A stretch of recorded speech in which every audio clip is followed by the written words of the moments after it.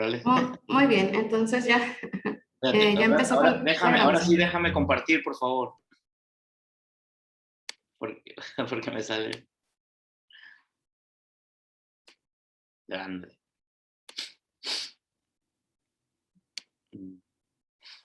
Listo, ya ven, ya se ve. Sí, sí, se mira. Perfecto, bueno. Bueno, voy a utilizar un poco del tiempo que me cedió Rosalía para terminar la parte del marco estadístico de estimación.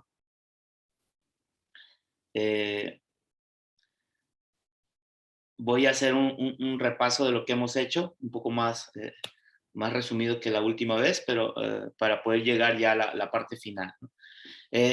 Esta, este marco estadístico de estimación ha estado dividido en tres partes: en modelos paramétricos, en inferencia vía verosimilitud e inferencia bayesiana.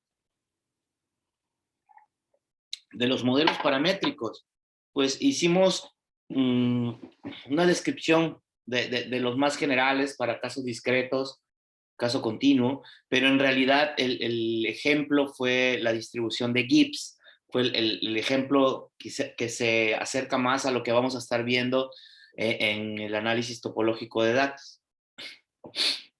Y es con lo que pues voy a recordar un poco este modelo que se conoce también como la máquina de Boltzmann, en el cual pues tenemos esta estructura y pues vamos a pensar que la X1, X2 y X3, que son, pensemos como nodos de esa estructura, pues solamente toman dos valores, 1 o -1, ¿no? Y pues que hay unos parámetros, unos pesos que llevan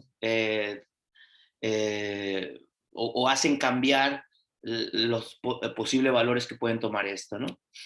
Y también unos otros parámetros que son, digamos, propios de cada nodo, y en cambio los pesos, estos pesos de aquí, digamos, son compartidos entre nodos. En este caso muy particular vamos a suponer que los pesos W y J, o los parámetros W y J y los JI son los mismos. Entonces,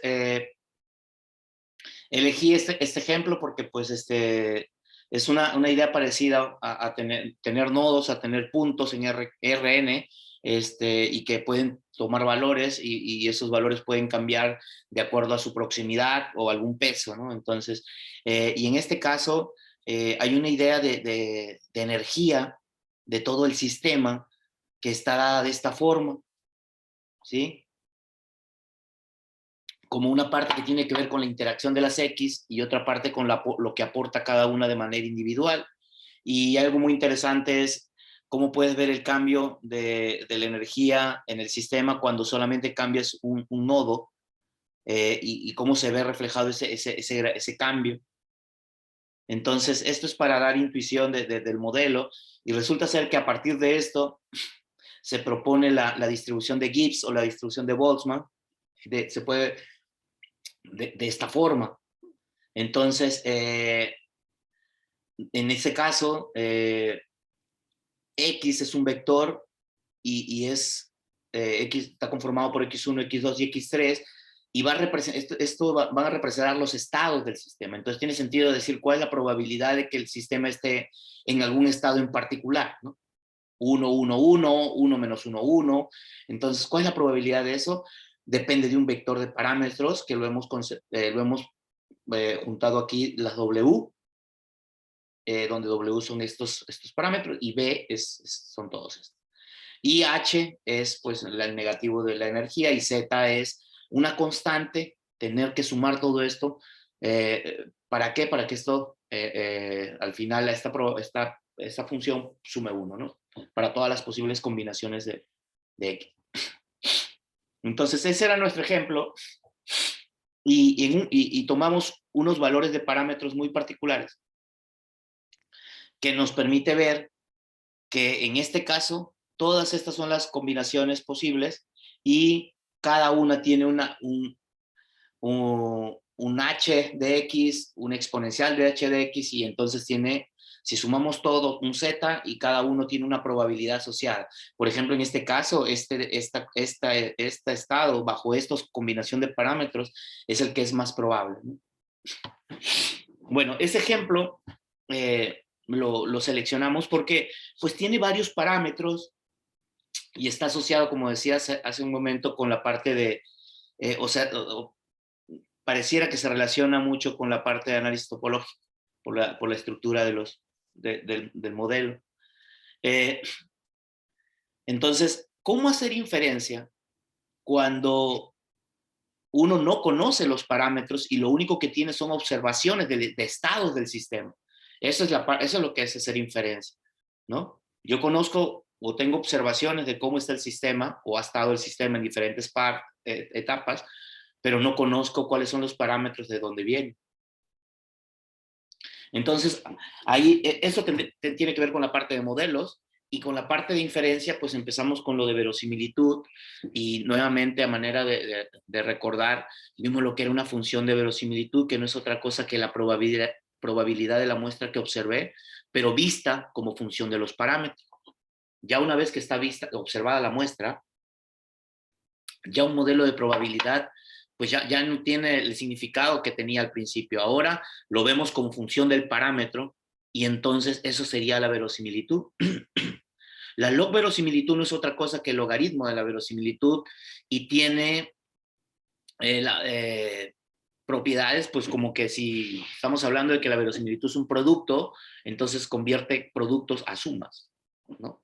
Entonces, tiene conveniencias matemáticas, computacionales y todas esas cosas. El estimador de máxima verosimilitud, pues es el valor del parámetro que maximiza a la verosimilitud. Si la verosimilitud es la probabilidad de la muestra observada, pero vista como función de los parámetros, pues entonces el estimador de máxima verosimilitud es aquel valor del parámetro que hace más probable la muestra observada. Acá hay algunas equivalencias, como maximizar, es lo mismo que maximizar la log verosimilitud, que es lo mismo que minimizar la menos log verosimilitud. Bueno, eso es cuando uno quiere hacer estimación puntual, digamos. Pero existe dentro de verosimilitud algo que se llama verosimilitud relativa, que no es otra cosa que la verosimilitud dividida entre su máximo. Y si el estimador de máxima verosimilitud existe, será la verosimilitud dividida entre la verosimilitud evaluada en el estimador de máxima verosimilitud. Este valor es el que hace más probable a la muestra observada. Y entonces, básicamente lo que estamos haciendo es comparar valores de parámetros con respecto a qué tan probable hace un valor del parámetro a la muestra con respecto al que la hace más probable. Y entonces nos está dando un grado, un orden en cuanto a los parámetros, quién hace más probable a la muestra observada. De ahí es donde surge el concepto también de región de verosimilitud, que es el conjunto de parámetros que evaluados en la verosimilitud relativa son mayores o iguales que un C, que ese es un C, un nivel de verosimilitud que está entre 0 y 1. ¿Sí? Entonces, hay diferentes escuelas, hay algunos que solamente dicen, no, con que C valga 0.5 está bien para mí, porque está haciendo el doble de creíble estos parámetros de lo que lo hace el más creíble. O alguien dice, o hay otros que toman el 10%, 10 veces, este hace 10 veces más creíble de lo que lo hace el estimador, y todos los valores que tienen ese valor o cualquier otro más arriba, entonces se toman como una región. Pero en estadística también estamos acostumbrados a la confianza, porque esto tiene una propiedad de ser de verosimilitud, porque cada valor del parámetro tiene un nivel de verosimilitud más grande que C. Pero para heredar confianza a un intervalo, porque pues puede ser una cuestión deseable cuantificar la incertidumbre a través de la confianza, entonces se utiliza este resultado asintótico. D es igual a menos 2 logaritmo de la verosimilitud relativa, y entonces resulta ser que esta cantidad converge en distribución a una G cuadrada con tantos grados de libertad como sea la dimensión del espacio del parámetro. Ese resultado se usa de manera que uno puede a partir de ese resultado encontrar cuál es el valor de C que me da la confianza deseada. Por ejemplo, cuando yo tengo un solo parámetro, yo buscaría, si quiero una confianza del 95%, entonces el cuantil asociado de la distribución G cuadrada sería este, y si este lo reemplazo en la fórmula, me da un valor de C de 0.146, ¿no? Que es 0.15 básicamente. Entonces, esa es la manera como se hace inferencia puntual y a través de regiones. Sin embargo, como en nuestro ejemplo, en nuestro modelo, nuestro parámetro puede ser un vector. Y entonces puede ser que a mí me interese un parámetro, por ejemplo, beta, pero no me interese gamma. Entonces, ¿cómo puedo hacer inferencia sobre un parámetro de interés cuando tengo otros parámetros que puedo llamar de estorbo? Entonces, se construye algo que se llama la verosimilitud perfil, que no es otra cosa que eliminar los parámetros de estorbo por maximización. Entonces, la verosimilitud perfil de este parámetro beta, por ejemplo, sería maximizar la verosimilitud de ambos, fijando beta y maximizando con respecto al de estorbo. Entonces, yo voy a poder poner valores en beta y cada valor que ponga en beta hay que encontrar el máximo con respecto al de estorbo. Y existe el mismo concepto de verosimilitud relativa como antes, pero ahora con la verosimilitud perfil, o sea, verosimilitud relativa a perfil. Existe el mismo concepto de intervalo de verosimilitud perfil con las mismas propiedades asintóticas. Si me interesara si el otro parámetro fuera de interés y gamma fuera de interés y beta de estorbo, es exactamente, se procede exactamente como antes. Entonces, si me interesa gamma, fijo gamma y maximizo sobre beta. Cada vez que dé un valor a gamma, voy a maximizar sobre beta.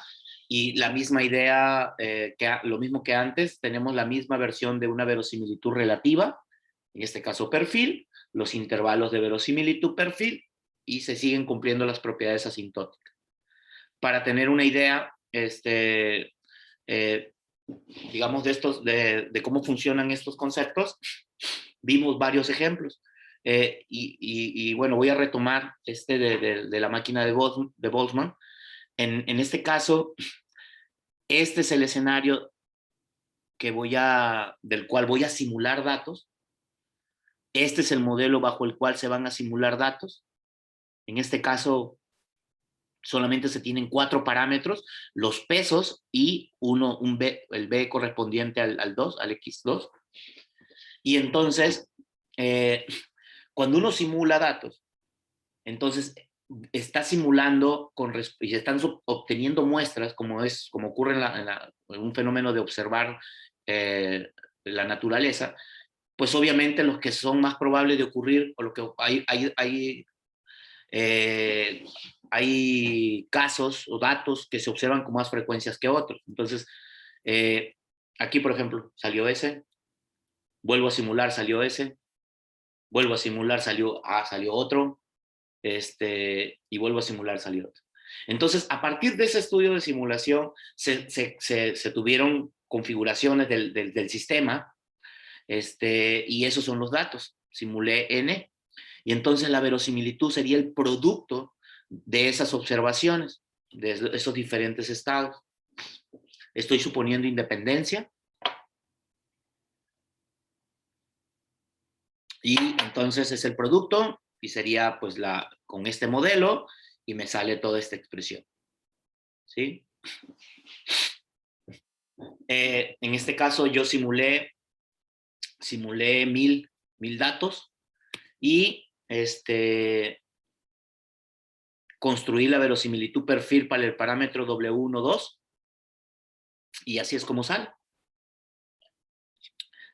Marqué el límite inferior, marqué el límite superior, y marqué con un asterisco el estimador de máxima verosimilitud, y marqué el valor verdadero del cual se simuló. Acuérdense que el valor verdadero es -1. ¿Por qué es W12? Porque es el peso que va de aquí.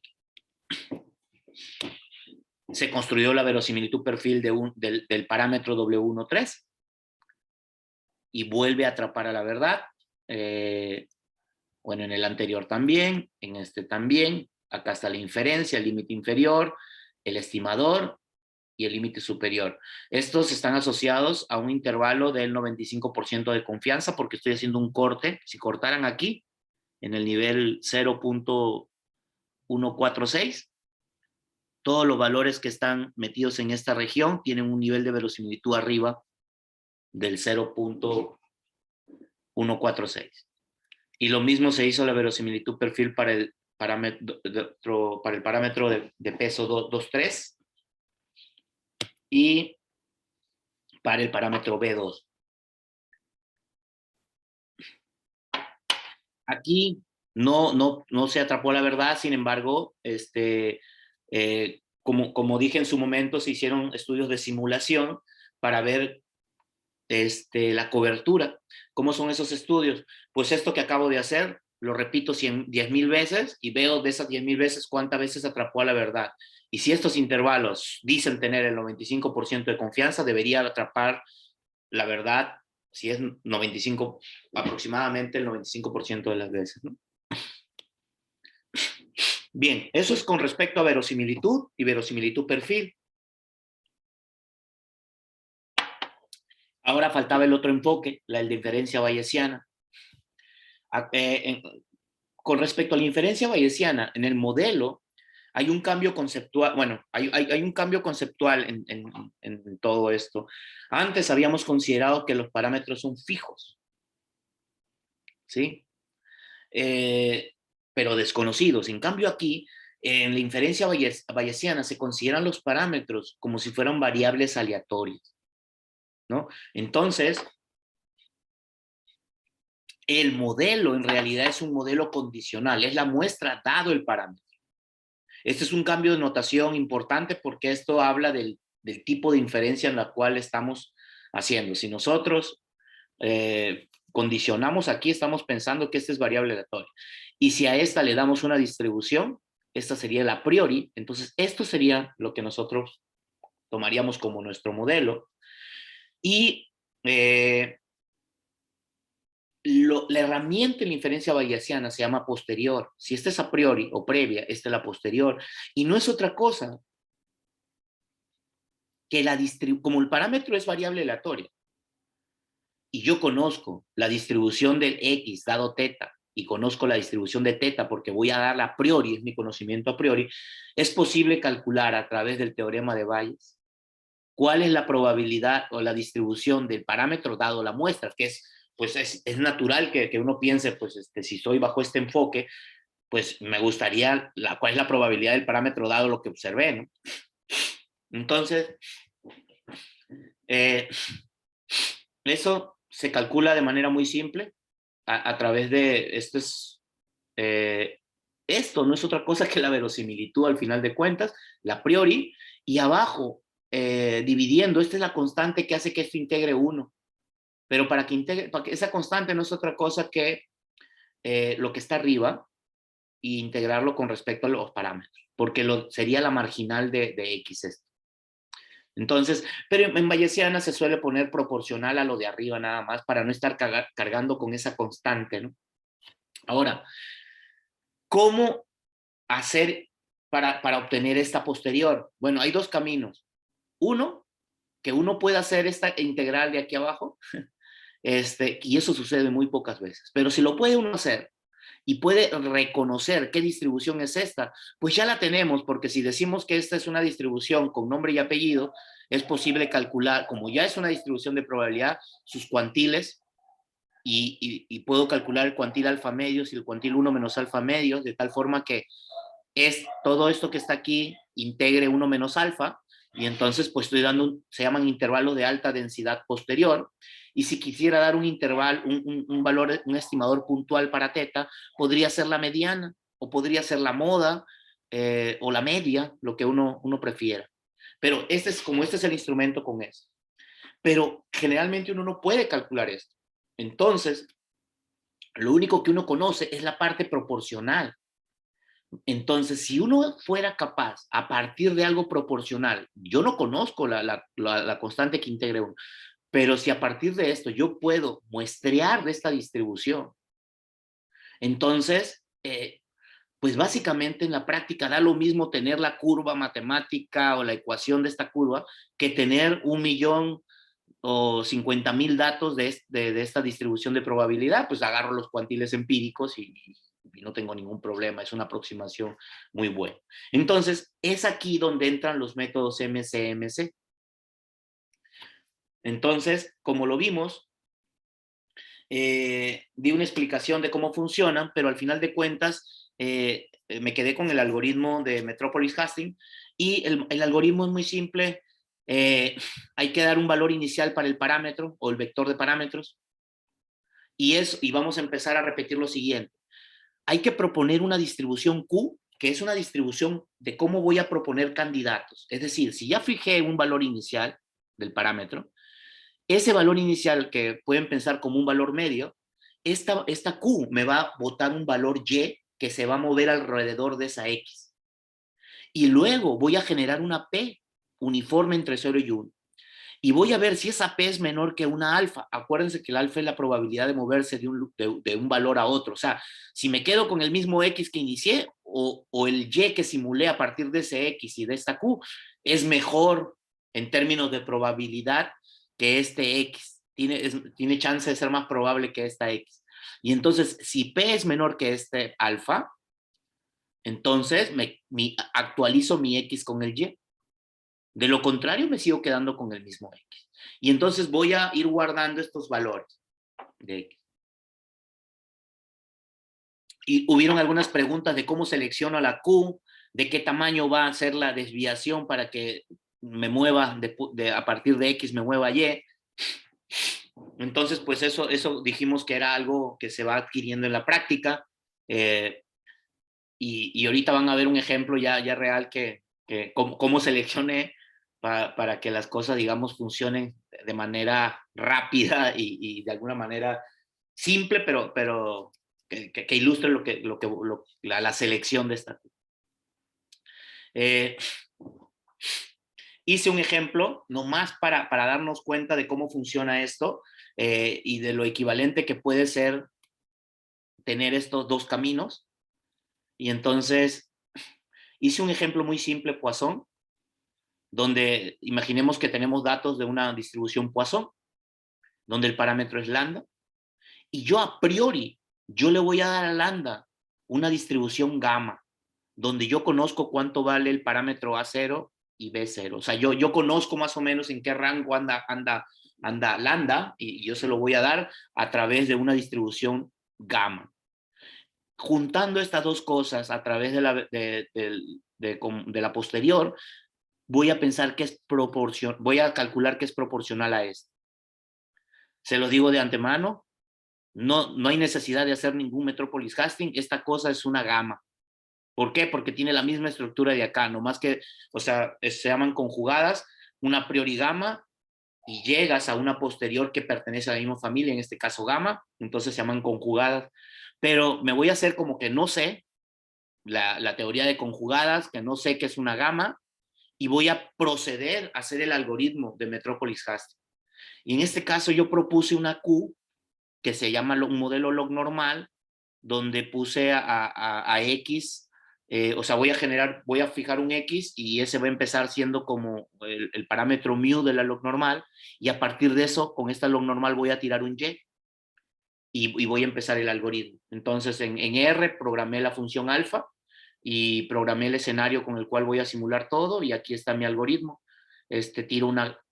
Fijo un valor X en 7, y empiezo y lo pongo aquí, y tiro una log normal con una log media en 7 y una desviación que yo elegí de 0.01. Luego tiro, y esto me va a dar un Y. Luego tiro una uniforme, pongo el valor de Y y el valor de X, que fijé, y el valor de Y pregunto si el valor de uniforme está por debajo del alfa, entonces el valor de X ahora que sea el valor de Y. De lo contrario, quédate con el mismo X. Y esta cosa va a estar va a estar en el foro. Al hacer eso, acuérdense que le di el valor inicial 7, y miren cómo el algoritmo empezó a converger y ya se empezó a quedar acá. Y entonces seleccioné los últimos, creo, de los 50,000 datos, los últimos 50,000, y hice un histograma, y la curva que ven punteada, la roja, con segmentos, esa es la verdadera distribución posterior, es la gama que les decía. Entonces va a ser prácticamente lo mismo hacer inferencia con esta curva roja que hacer con estos datos simulados. Y esa es la ventaja. La ventaja es que cuando no pueda calcular o no conocer qué es, pues tengo el algoritmo que me permite simular de esa distribución y a partir de ella calcular características. Bien, entonces ahora apliquemos inferencia bayesiana a este caso. Nuevamente es el mismo escenario, son los mismos datos que simulé con la verosimilitud para hacer inferencia con verosimilitud, no cambié los datos para también que vean cómo sale. Entonces, dentro del marco, pues el modelo y la verosimilitud, pues es lo mismo. Al final de cuentas, si tengo datos, va a ser el producto de todos ellos y esta sería la verosimilitud. Y ahora necesito la priori, pero la priori de mi vector de parámetros voy a suponer, como se suele hacer en inferencia bayesiana, que son independientes. Y entonces, si son independientes, puedo pensar que es el producto de distribuciones individuales, ¿sí? Ah, bueno, entonces así se me hace más fácil porque ya nomás doy distribuciones para cada uno de ellos si quiero la conjunta. El problema es cuando los parámetros tienen algún tipo de relación pero bueno, se suele hacer esto de independencia en la inferencia bayesiana. Entonces, ¿qué distribución le estoy dando al peso W1, 2? Pues le estoy dando una normal, donde yo estoy diciendo cuál es el valor de la media y con cuánto te desvías alrededor de esa media. Igual para el peso 1, 2, 3, otra normal, todos son normales. Obviamente uno tiene que tener un conocimiento a priori sobre por dónde andan, cuál será la media y más o menos en qué rango, ¿no? Pero esto es a priori. Obviamente esto se va a juntar con la información que tienen los datos, que entra a través de la verosimilitud y estás combinando modelo, datos, o sea, la verosimilitud y la información del experto a priori a través de una posterior que sería el producto de la verosimilitud y tu a priori. Ahora, pues decir cuál es la distribución posterior de 4 parámetros cuando tengo estos productos por un lado y esta otra cosa, y donde tienes en el denominador algo que es la suma de todo lo que está aquí, no se ve tan fácil, no es trivial esto, ya no es, no vas a poder conocer, no se va a poder conocer. Entonces, aquí es donde queda claro de que en la vida real, cuando quieres son problemas duros o más reales, pues es muy difícil encontrarte con una distribución posterior o calcularla exactamente, ¿no? Entonces, resulta ser que la posterior, la forma, queda así. Gracias a que son normales, todas estas, es posible escribir la posterior de esta forma. Todo esto tiene que ver con el modelo y todo esto tiene que ver con la normal, donde esto no es otra cosa que una forma cuadrática. Y esta matriz es esta matriz, de donde tiene los parámetros de las varianzas de los parámetros a priori, de las distribuciones a priori. Y ahora, fíjense, en la teoría de Metropolis-Hastings, también es fácil ver que si tú eliges una función para generar candidatos que sea simétrica, entonces resulta ser que el alfa se va a simplificar a esta forma. O sea, ya las densidades ya no aparecen aquí, las Q, porque acuérdense en el alfa, lo voy a volver a poner. En el alfa es el mínimo de las F, que son las que nos interesan, en este caso las posteriores, pero están las que tiras de candidato, YQ, YX y XY. Pero cuando es simétrico, por ejemplo, algo donde está el cuadrado, esta diferencia, pues ya no importa, pues estas se van a ir, va a dar lo mismo. Entonces, eso hace computacionalmente más fácil las cosas. En este caso, pues no tenía ninguna razón para pensar que no puedo dar esa, y entonces di una normal, en este caso multivariada, pues son 4 parámetros, y entonces se van a ir esos valores. Entonces, voy a fijar un vector de parámetros, X, y bajo esta densidad me va a dar un vector candidato Y. de cuatro valores. Y entonces, obviamente, yo elegí la matriz de varianzas y covarianzas de tal forma que tampoco no, estuve a prueba y error, porque si doy muy grande el salto, pues a la hora que uno ve las convergencias se ve muy tosco, muy tosco. Y entonces, muy tosco los brincos, pues, ¿no? Cómo pasas de un lugar a otro. A veces a veces ni pasas, ¿no? O sea, cuando también es muy pequeño, te quedas en el mismo X y se nota a la hora que haces la gráfica de la convergencia. Pero entonces lo elegí a prueba y error de alguna manera y las sigmas, ¿no? Para dar el siguiente candidato. Y ya el alfa se calcula de esta forma. Entonces, aquí están ya las posteriores. Hice 40,000 porque se demora un poco. Y así se ven, miren. Así se ven las trayectorias de cada parámetro, ¿no?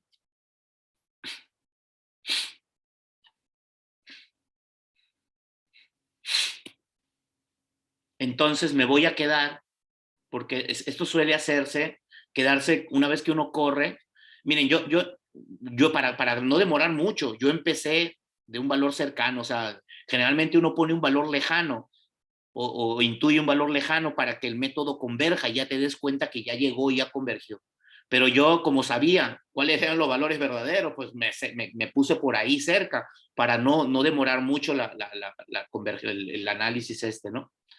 Eh, entonces yo creo que esta corrida me debe haber llevado como unas 10 horas, ¿sí? Correr 40,000. Entonces, quizás un poco más. Entonces lo que se suele hacer es hacer unas 10,000, perdón, unas 100,000, y después quedarse con la última etapa, ¿no? Con la mitad, digamos, unos últimos 50,000, ¿no? Y es más, algunos suelen aplicarle a estos datos, a estos valores, un análisis de autocorrelación, y entonces ves en qué momento ya dejan de estar correlacionados estos valores, y entonces dices, bueno, mi autocorrelación me sale que a partir de 5 datos ya dejan de estar correlacionados. Entonces agarras uno y vas tomando de 5 en 5, ¿no? Para no tomar valores que estén autocorrelacionados, pero pues digo, algunos proponen eso. Yo no lo tomé aquí, entonces no estoy tomando los últimos valores. Y si quieren ver, como yo ya tengo pues ya tengo los parámetros, imagínense ya en un archivo Excel, tendría 20,000 filas con 4 columnas. Cada columna es un parámetro y las 20,000 filas serían todos estos de aquí. Entonces tengo vectores de parámetros. Entonces, pues es posible pues, calcular la distribución condicional conjunta de 2 parámetros, por ejemplo, nada más. Entonces agarro 2, y miren cómo están relacionados esos parámetros, el 1, 2 y el 1, 3. Este es el 1, 2, el 2, 3, el 1, 2, el B2. Cuando se ven cosas así, pareciera, o sea, como que no están, no hay correlación entre esos parámetros, ¿no? Y pareciera tener sentido porque ¿qué tiene que ver B2 que está asociado con B2 con el peso 1, 2? ¿No? Parecieran cosas diferentes. En cambio, 1, 2 y 1, 3 que salen del 1 están relacionados, ¿no? Interesante cómo la inferencia empieza a revelar eso. Y lo demás, pues ninguno con B2 no tienen por qué estar relacionado. B2 es algo como que llega de afuera, ¿no?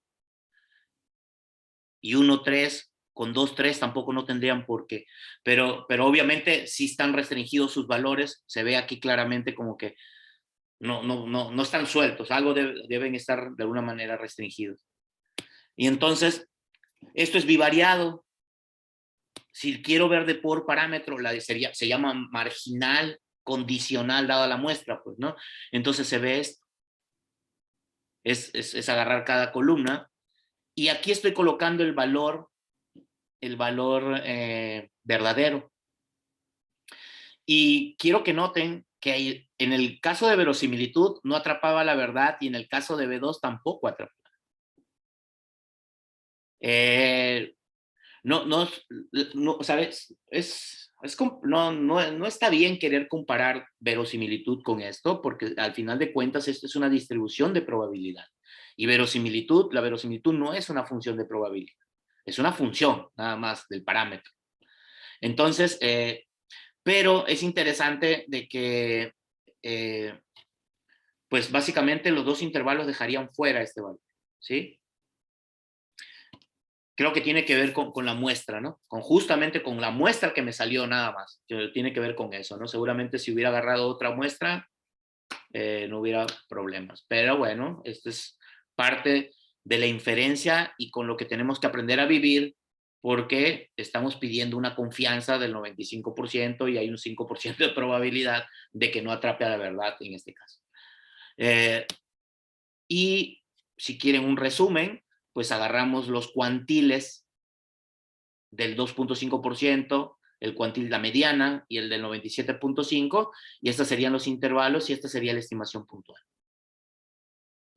Bueno, entonces, esto es lo que yo tenía preparado con respecto al marco estadístico. Entonces, no sé si habrá alguna pregunta y ya para pasarle el micrófono a Rosalía.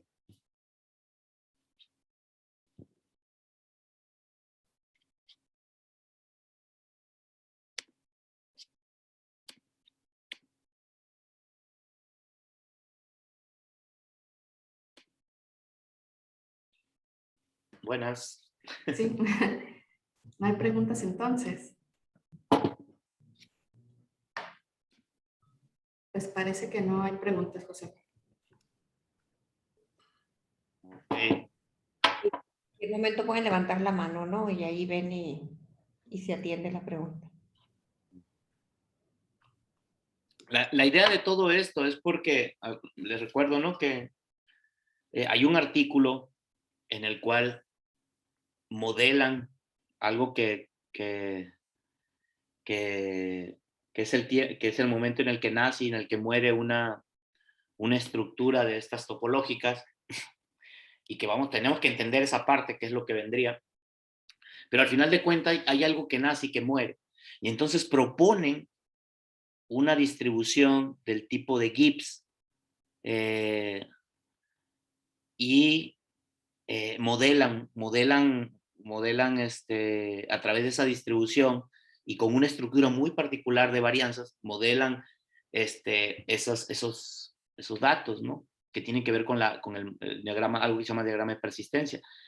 Y lo que hacen ellos es utilizar verosimilitud para hacer inferencias sobre los parámetros que están, ¿no?, relacionados ahí. Entonces, por eso era el marco de entender un modelo y la inferencia a través de verosimilitud y a través de Bayesian.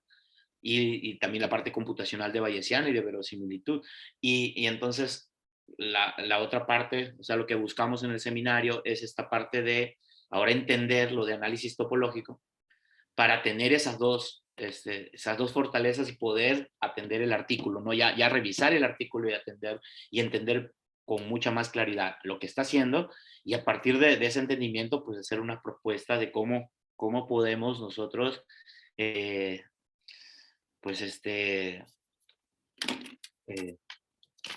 pues no sé si llamarlo mejorar o hacer otro enfoque de cómo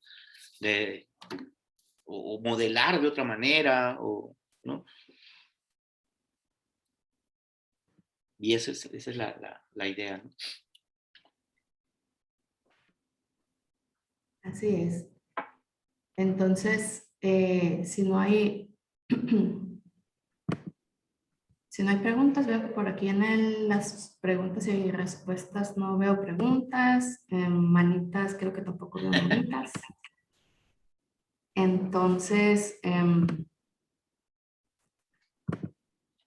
bueno, entonces voy a continuar. Voy a continuar. Gracias, José. Sí, de nada, gracias a ti.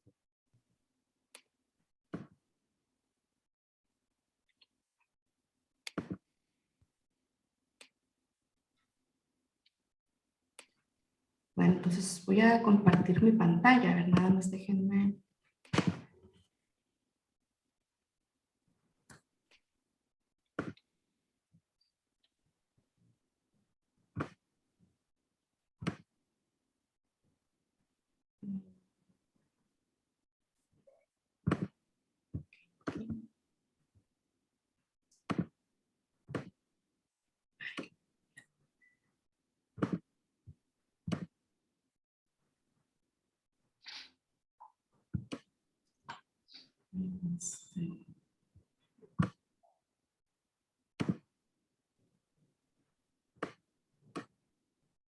Bueno, entonces sí se mira mi pantalla. Sí. Sí, Muy bien, muchas gracias. Bueno, entonces, continuando, ¿verdad? Continuando con como comentaba José, hay un marco de estadística inferencial que él iba a tocar con algunos conceptos, pues, básicos de los que trata el artículo que queremos estudiar. Y yo voy a empezar a platicar hoy sobre los conceptos del análisis topológico de datos, que también pues intervienen, aparecen en ese artículo. Entonces me gustaría a mí empezar con un panorama general de lo que es el análisis topológico de datos y ya ir entrando poco a poco en detalles un poquito más técnicos, ¿no? Pero para empezar me gustaría dar un pequeño panorama así más, pues más general, ¿sale? Entonces voy a empezar. Entonces, aquí nada más puse otra vez el artículo, ¿no? Que es nuestra intención entender y estudiar y, como dice José, proponer algún enfoque alternativo al que hacen aquí, ¿no? Es un trabajo bastante reciente y nada más para recordar el nombre, ¿no? Entonces, yo voy a platicar sobre tres, dividí mi participación aquí en tres partes. Primero quiero platicar sobre una introducción general al análisis topológico de datos, las etapas para realizar un análisis topológico de datos y luego ya conceptos, en los conceptos básicos ya me refiero a conceptos un poco más técnicos, ¿no? Técnicos y cómo calculamos tanto a mano como con software, cómo realizamos algunos cálculos a mano y con software, ¿no? Para hacer una comparación de, por ejemplo, de los tiempos. ¿Sale? Entonces, más o menos así es como me voy a llevar en la plática. Espero pues lo que alcancemos a ver, y si no, pues lo que queda pendiente para la siguiente, ¿no? Pero esta es la idea. Mi participación la voy a dividir en estas tres partes.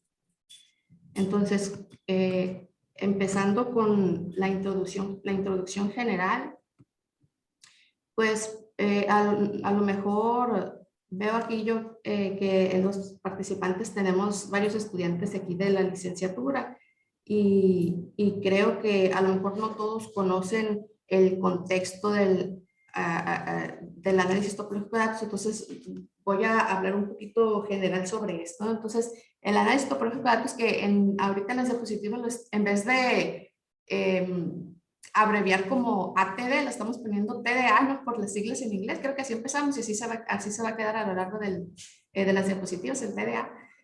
Pues consiste en implementar técnicas de distintas áreas de las matemáticas para estudiar, para analizar datos. Y estas áreas involucradas son la topología, el álgebra y la combinatoria. También creo que dentro de un análisis de datos también entra fuertemente el aspecto computacional, por eso ahí le dejé el dibujito del software de R, porque por lo general se estudian, cuando uno aplica análisis topológico de datos, lo hace a conjuntos que contienen grandes cantidades de datos, y entonces sería imposible trabajar esos a realizar los cálculos necesarios a mano, ¿no? Entonces a mano hacemos nada más ejemplitos como para saber qué es lo que qué es lo que tendría que salir en un casito muy particular y entonces, pero en la vida real los cálculos son muy grandes, ¿no? Entonces, parte importante de hacer análisis topológico de datos es el uso del software. Y en particular yo, así como José, voy a estar usando R y RStudio, ¿no? Para los ejemplos. Entonces, de los trabajos voy a decir más viejitos que conozco sobre el análisis de datos, creo que se encuentran estos de Eddelsbrunner, Morodian y Carlson del año 2002, 2004. Creo que estos son los primeros trabajos, ¿no? Que yo conozco en el estudio ya como,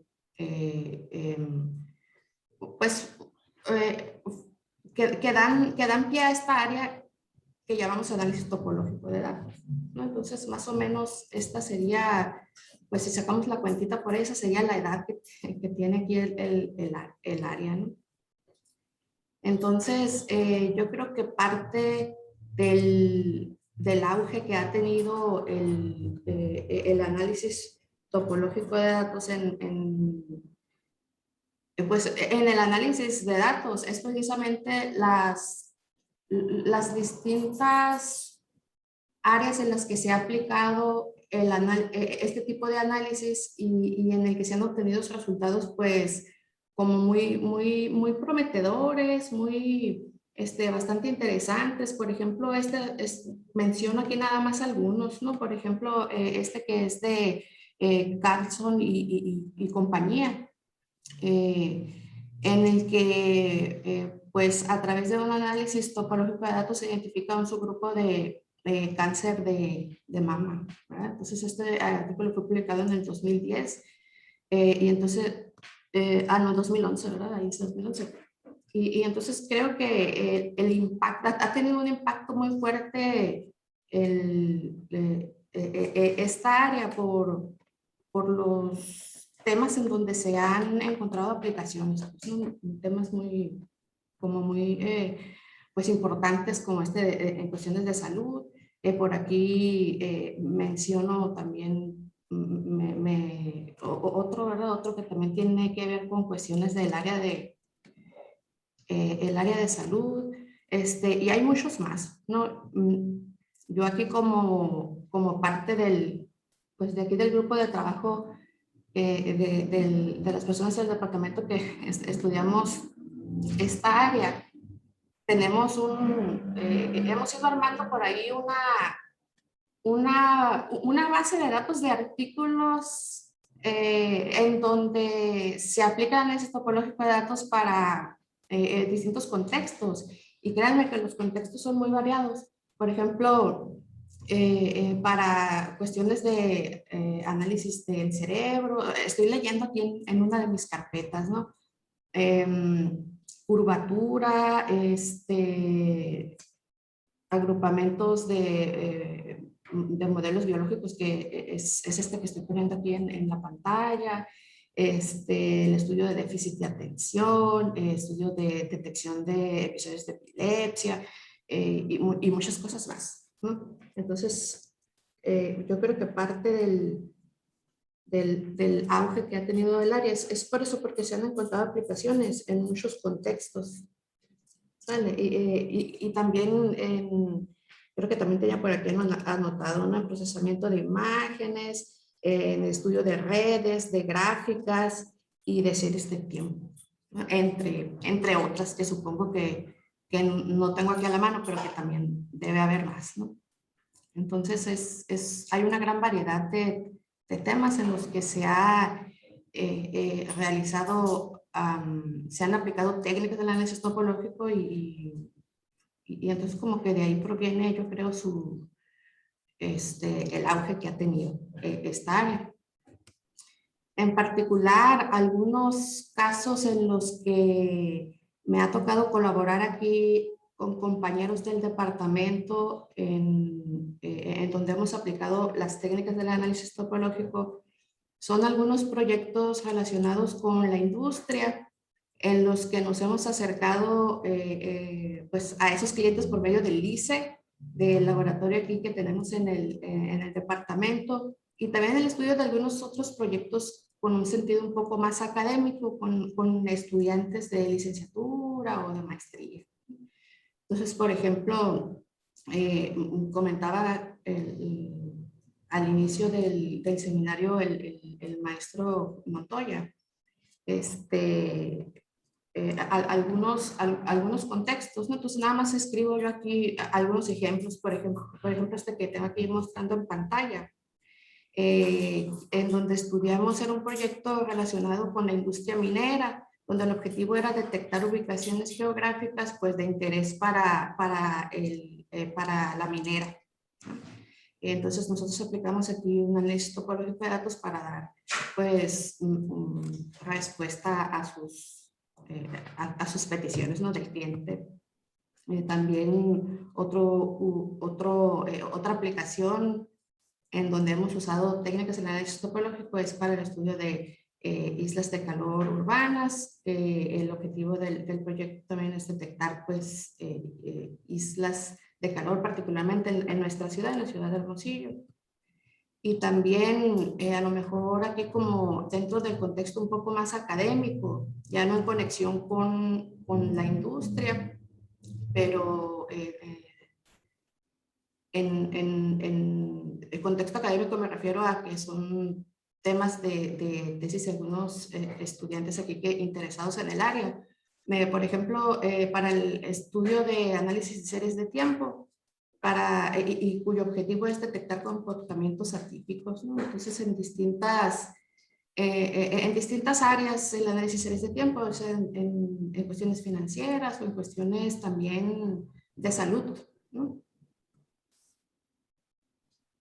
Entonces, hacer análisis topológico de datos no solamente significa aplicar las técnicas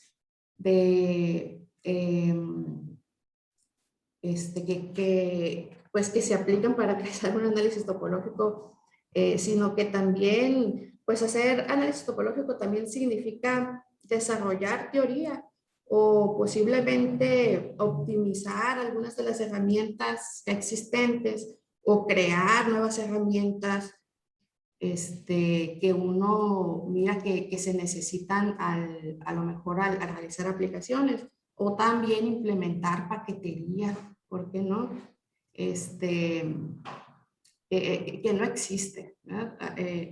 Por ejemplo, nosotros usamos para estos análisis, para realizar estos análisis usamos R y las paqueterías que tienen R, pero pues no todo lo que uno necesita siempre está en las paqueterías, ¿no? Entonces también uno puede aventarse y programar un poco e ir fortaleciendo, enriqueciendo esas paqueterías, ¿no? Entonces es como hacer análisis topológico no solamente significa aplicar las técnicas, sino también posiblemente enriquecerlas.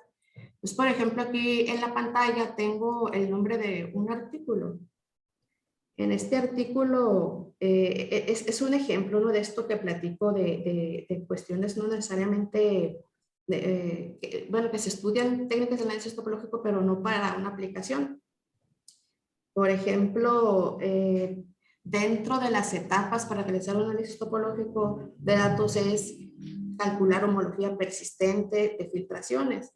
Entonces, ese proceso del cálculo de homología persistente es costoso, o sea, computacionalmente es costoso.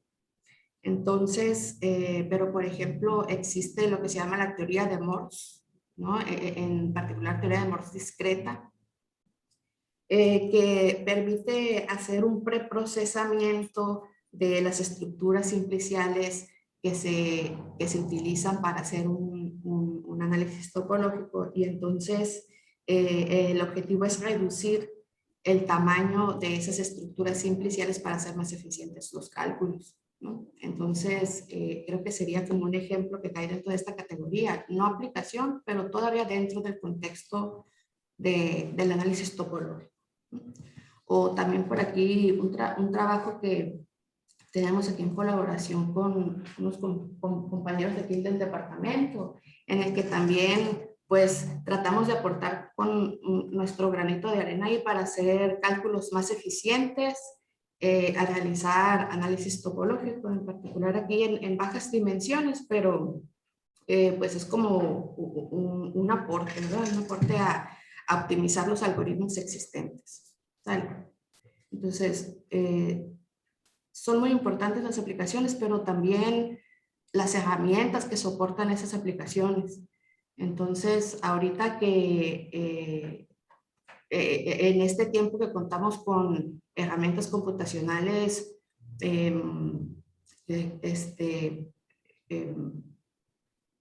muy sofisticadas, voy a decir, entonces pues también hay que ponerse a trabajar y mejorar los algoritmos, ¿no? Optimizar los algoritmos con los que realizamos cálculos. ¿Sale? Entonces, como introducción, era todo, ¿no? Era lo que quería mencionar. Y quiero platicar ahora sobre las etapas del TDA. ¿No? Entonces, para realizar un análisis topológico a un conjunto de datos, tenemos que pasar por las siguientes etapas. Bueno, se me olvidó mencionar, ¿no? Entonces, fíjense, dentro de las herramientas con las que hacemos análisis topológico, o sea, hay muchas herramientas para hacer análisis topológico, pero a nosotros la que nos interesa estudiar aquí, por los objetivos que tenemos de estudiar, el artículo que presentaba aquí al inicio de la presentación, en particular nos interesa estudiar la técnica que es la homología persistente. ¿Sale? Porque existen muchas técnicas dentro del análisis topológico, pero esa en particular es esa técnica de homología persistente es la que a nosotros nos interesa, ¿no? Estudiar. Entonces, si nosotros queremos hacer un análisis topológico vía esa herramienta, entonces tenemos que realizar este conjunto de pasos. Entonces, dado un conjunto de datos, asociamos a ese conjunto de datos una familia de estructuras geométricas, que son las que estoy poniendo así como en 3 dibujitos aquí sucesivos. Entonces, una vez que asociamos a los puntos, a la nube de puntos, a los datos, esa estructura, esa familia de estructuras geométricas, entonces aplicamos las técnicas de la topología algebraica que se llaman homología persistente para estudiar las estructuras geométricas. Pues la homología persistente es también una herramienta que conjuga la topología y el álgebra para estudiar objetos geométricos, ¿no? Entonces, de todo esto voy a hablar un poquito más adelante, que nada más quiero como dar el panorama general, ¿no? Entonces, una vez que ya tenemos asignada la estructura la familia de estructuras geométricas y que utilizamos esta herramienta que es la homología, aplicamos la homología a estas familias de estructuras, entonces lo que resulta del cálculo de esa homología lo resumimos visualmente en ciertas gráficas que les llamamos códigos de barra o diagramas de persistencia. Entonces, un código de barras más o menos se mira como el dibujo donde tengo por aquí el cursor, como un conjunto de rayitas, como los códigos de barras de los artículos que compramos, así, ¿no? El código de barras. O resumimos también la información en diagramas de persistencia. Y los diagramas de persistencia más o menos se miran como lo que ando señalando ahorita aquí con el cursor, que es una diagonal que parte aquí digamos a un plano, ¿verdad? Un cuadrante de un plano, y luego hay un montón de puntitos. Entonces, más o menos así se miran los diagramas de persistencia, ¿no?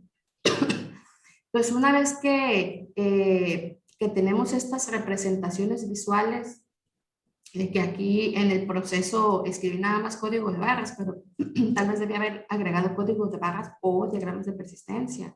Entonces uno analiza esas gráficas, los códigos de barra, diagramas de persistencia, para hacer la interpretación acerca de los datos que está analizando.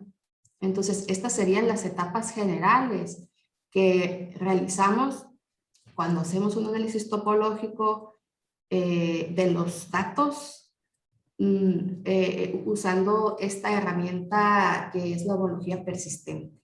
¿Sale? Y entonces la homología persistente, ¿dónde entra? Pues precisamente para conectar estos dos pasitos los dos pasitos del medio aquí de estas etapas que estoy señalando aquí con el cursor, ¿no? Entonces aquí conecta la homología persistente, estos dos procedimientos. Entonces, por ejemplo, fíjense, en el estudio de detección de islas de calor aquí en la ciudad de Hermosillo, un conjunto de datos, ¿cómo pueden verse en ese contexto? ¿Verdad? Pues como posiciones, podemos tener posiciones y temperaturas asociadas a esas posiciones.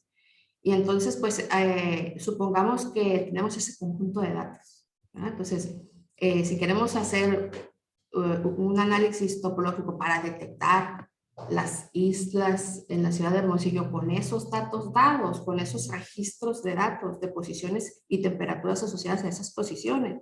Entonces lo que tendríamos que hacer como primer paso, pues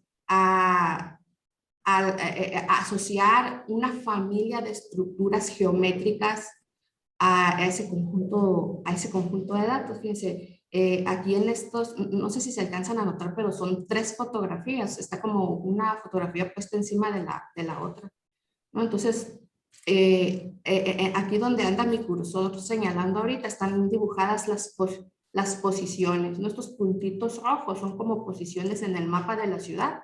Y entonces, en la siguiente gráfica, en donde estoy señalando, en la siguiente imagen donde estoy señalando ahorita con mi cursor, como que ahí aparecen algunas lineecitas extras que no aparecían en la imagen esta de abajo, ¿no? Unas lineecitas por ahí. Entonces, eso de ahí, pues, es como irle dando la estructura geométrica a la familia de puntos correspondientes a mi nube de puntos, a mis datos. Y luego en un tercer dibujito por acá por atrás, donde ando señalando ahorita con el cursor, por ahí aparece, se ve como un triangulito, ¿verdad? Entonces, nada más aquí la idea es como decir que al conjunto de datos en un primer paso le asociamos una familia de estructuras geométricas, ¿no? Entonces, una vez que asociamos esa familia de estructuras geométricas, entonces podemos, mediante la homología persistente, analizar esas estructuras geométricas, analizarlas con un poco de álgebra, porque la homología persistente es el cálculo ahí de algunos asuntos algebraicos. Y entonces ese resumen de la información que nos da la homología persistente, pues lo dibujamos en este caso, pues es nada más un código de barras, ¿verdad?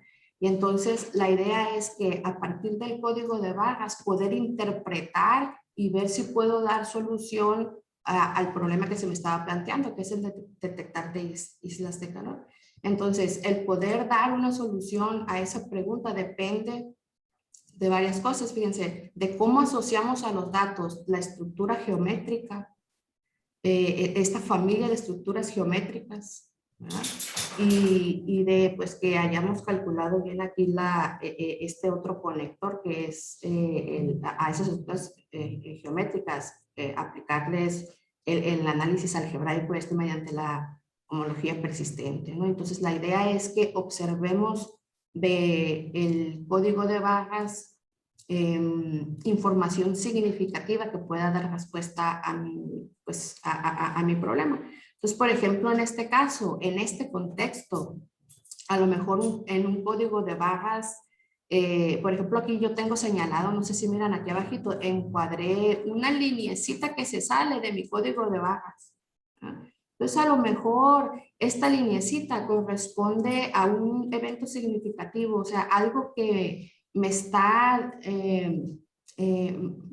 información significativa acerca del comportamiento, pues de la temperatura de los datos, ¿no? En este caso, en este contexto, representaría, por ejemplo, una isla de calor detectada por ahí, ¿no? O por ejemplo, también en la parte esta más, donde se miran más lineecitas aquí juntas, pero no sé si alcanzan a observar que las lineecitas son de distintos tamaños.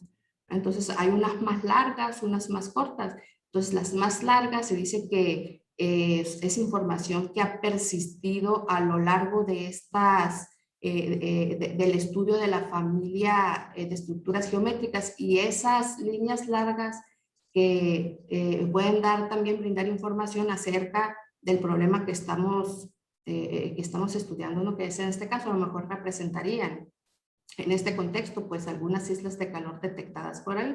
Pues una vez que nosotros detectamos esas líneas donde parece ser que hay una persistencia a lo largo de las estructuras geométricas que nos armamos en el paso anterior, pues a lo mejor podríamos hacer como un estudio inverso y pasar otra vez de la línea, tratar de buscar en el mapa en dónde se ubica la zona correspondiente a esa línea significativa, y entonces encontrar así, pues, o ubicar las islas de calor en la ciudad de Hermosillo, ¿no? Entonces, más o menos dentro de este contexto de la detección de islas de calor, así funcionaría este proceso, ¿no? De cómo realizamos un análisis topológico.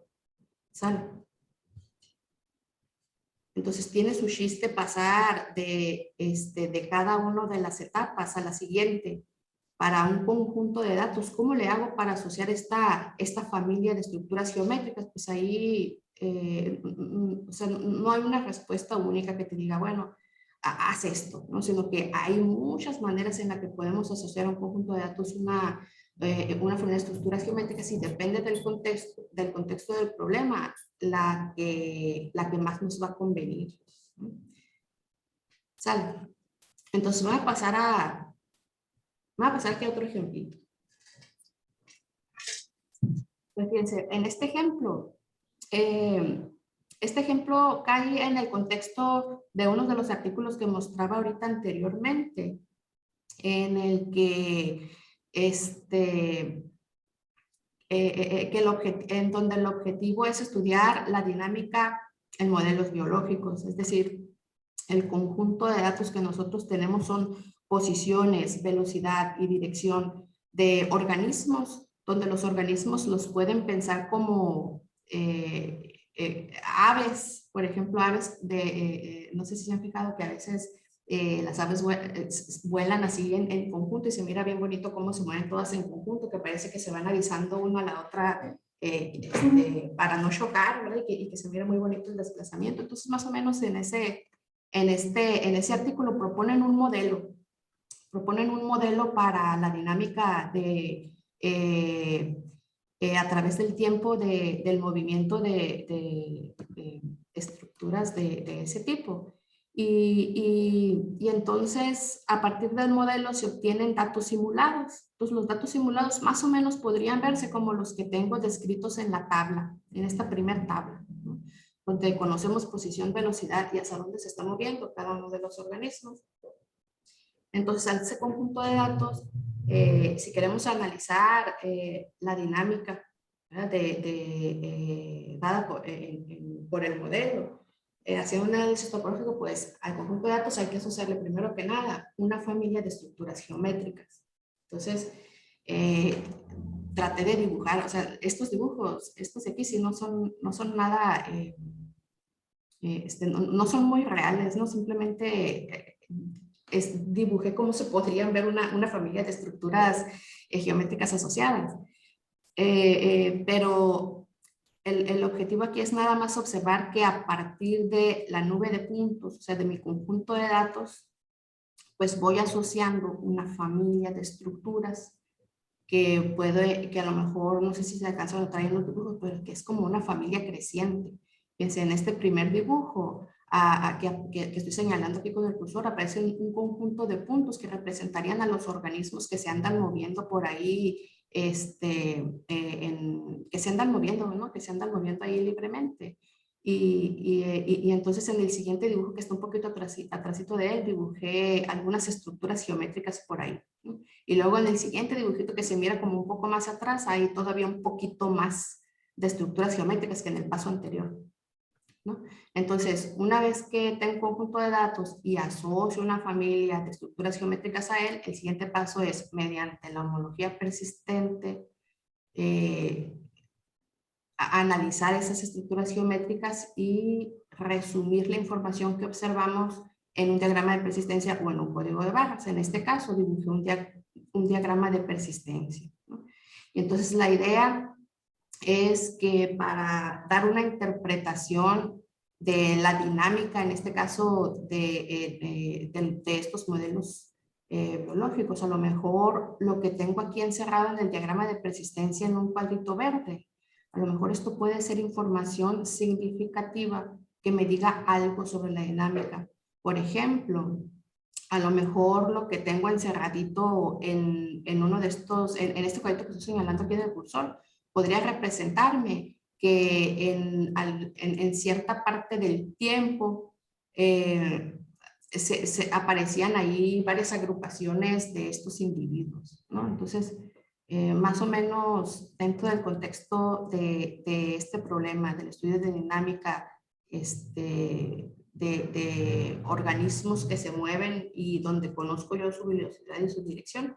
Entonces, a lo mejor en un diagrama de persistencia lo que yo podría observar es eso, cuántos cúmulos se hicieron a través del tiempo, cómo fueron acumulándose los organismos, ¿no? Entonces, estos puntitos que tengo aquí señalados en el cuadrito verde, entonces a lo mejor es lo que podríamos interpretar, ¿no? Así los podríamos interpretar como tal vez cúmulos o cómo fue que se fueron agrupando, ¿no? A través del tiempo estos organismos. Bueno, y entonces, fíjense, aquí voy a dejar esta diapositiva porque, fíjense, aquí en este diagrama de persistencia que tengo en este contexto, señalé en verdecito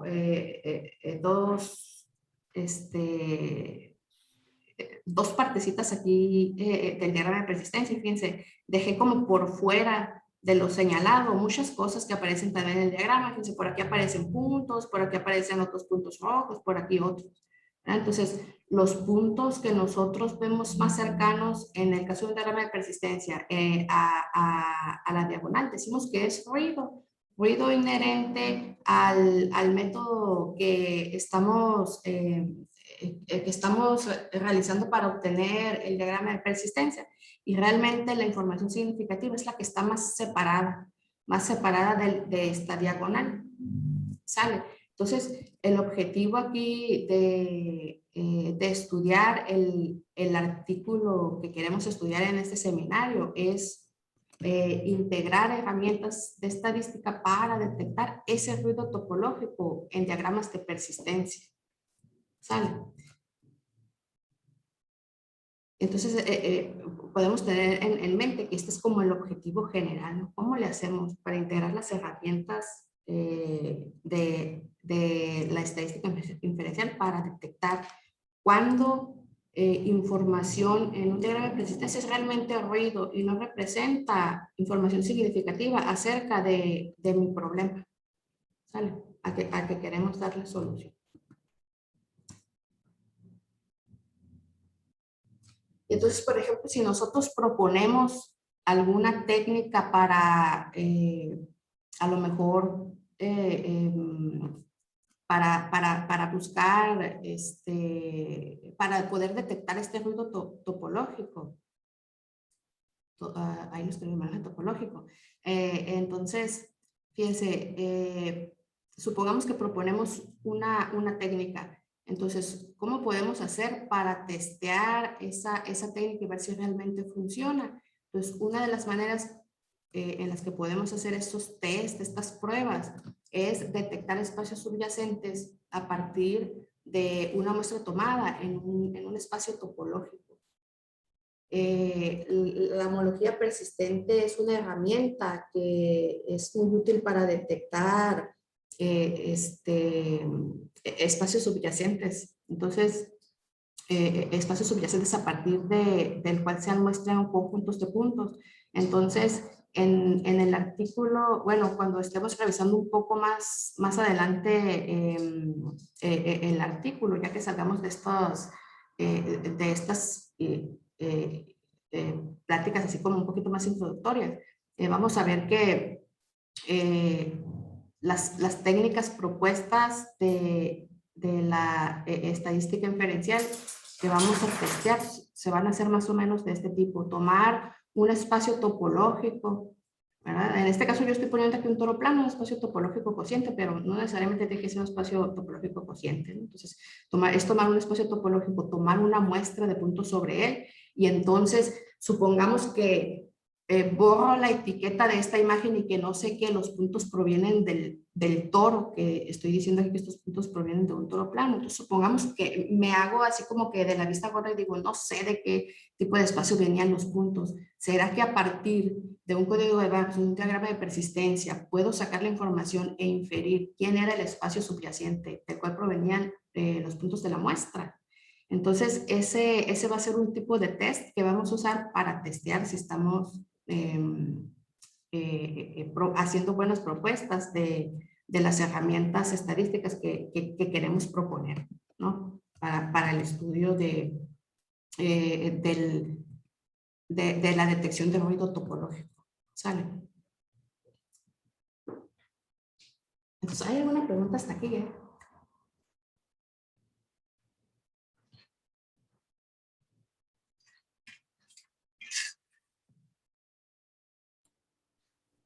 Nada. Por mí está bien. No, ¿Todo bien? Muy bien, muchas gracias. Bueno, entonces, entonces ya me quedaría entrar con la parte ya de los conceptos más, conceptos básicos y los cálculos, ¿verdad? Aquí, de todo esto que estuve platicando anteriormente, que de códigos de barras, de qué son estas estructuras geométricas que aparecían en estos dibujos, cómo nos construimos estos diagramas que se llaman diagramas de persistencia, todos los conceptos involucrados aquí en las distintas etapas de este proceso son lo que voy a describir ahora como ya en términos más formales, ¿no? En esta tercer parte aquí de la plática. Entonces, pero yo creo que ahorita me gustaría dejarle hasta aquí porque ya van a ser las 7 y como que para no cortarle ahí, ¿no? ¿Les parece si la dejamos para la siguiente?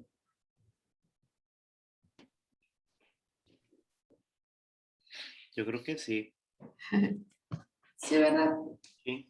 Sí, a mí se me hace bien ahorita nada más como una breve introducción de lo que vamos a estudiar y ya para la siguiente pues ya entrar con los detalles más técnicos. Okay. Entonces, si hay alguna pregunta, voy a dejar de compartir.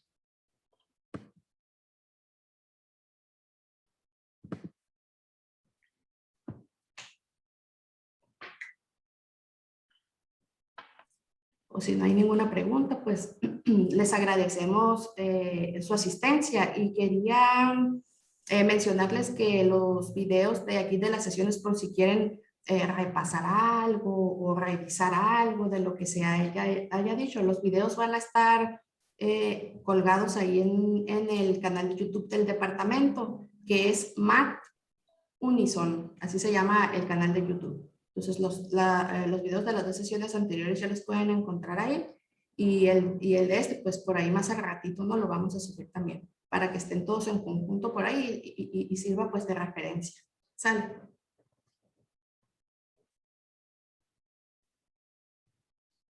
Sale.